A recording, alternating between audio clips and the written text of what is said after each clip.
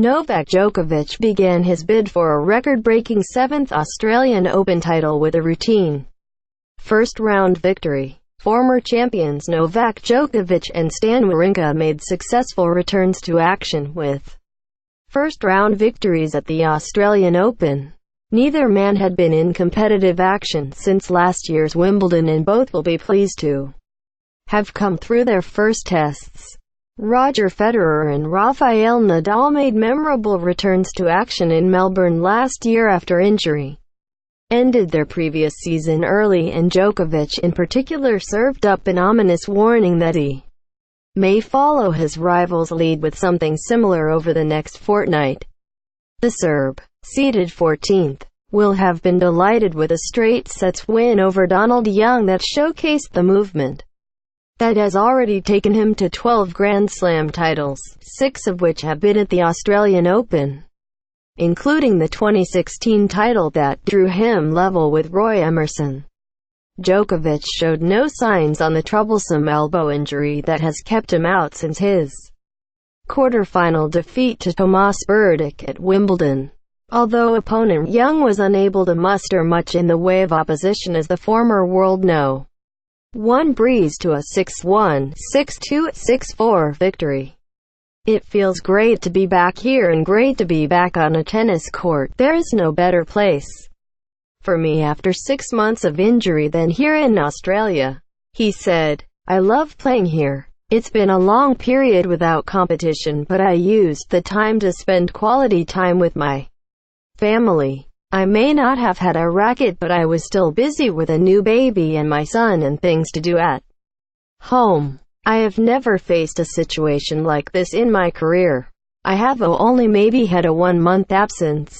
It had to come eventually. This injury has been with me for a while. It escalated last year and I had to take some time off. Quote, Djokovic took the first set for the loss of just a single game, making just 2 unforced errors, in contrast to Young, who made 17 and failed to put the remodeled Djokovic serve under any pressure at all. Djokovic landed a third and fourth break of serve in succession to open up the second set in the same way he had finished the first. Yet another break handed Djokovic the chance to serve for the set, and despite Young finally mustering a break back of his own, Djokovic took the set in routine fashion. It was more of the same in the third. Another early break paving the way for Djokovic to canter to victory in a second-round meeting with either Gael Monfils or Jan Munar. Wawrinka, who failed to win a Grand Slam in 2017, the first time since 2013 he had not picked up one of the majors, was given a tougher workout by Lithuania's Ričardas Berankis. Stan Wawrinka overcame a mid-match slump to book a place in the second round in Melbourne. The Swiss, champion in 2014, is playing for the first time since knee surgery last summer and coasted through the opening couple of sets before overcoming a wobble that saw him lose the third and trail 3-0 in the fourth.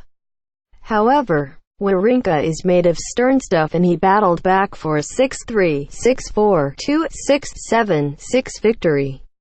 Djokovic's potential fourth-round opponent is fourth seed Alexander Zverev, who got the better of Italy's Thomas Fabiano in an entertaining encounter.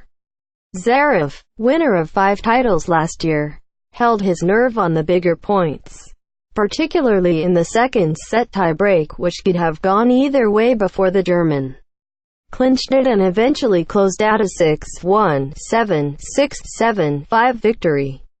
Alexander Zverev is out to improve on a disappointing Grand Slam record and got off to the perfect start after a straight sets victory. Next up for Zverev is Peter Gojocic, as the youngster, tipped as a future world number 1, looks to go beyond the fourth round of a Grand Slam for the first time in his career. Milos Raonic's struggles continued after the 2016 Wimbledon finalist was beaten in 4 sets by Lucas Lacko. Lucas Lacko, L. ended Milos Raonic's hopes of a successful Aussie Open.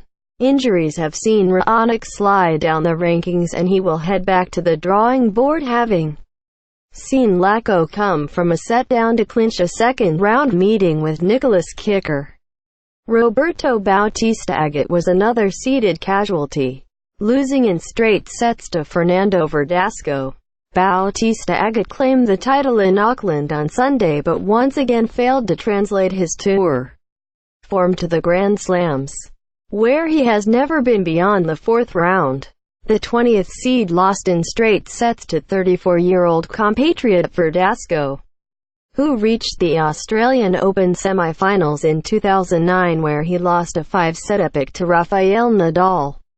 The news was better for 13th seed and last year's Wimbledon semi-finalist Sam Querrey, who eased through a tough-looking first-round draw with Feliciano Lopez thanks to a 6-3, 6-4, 6-2 victory over the veteran Spaniard.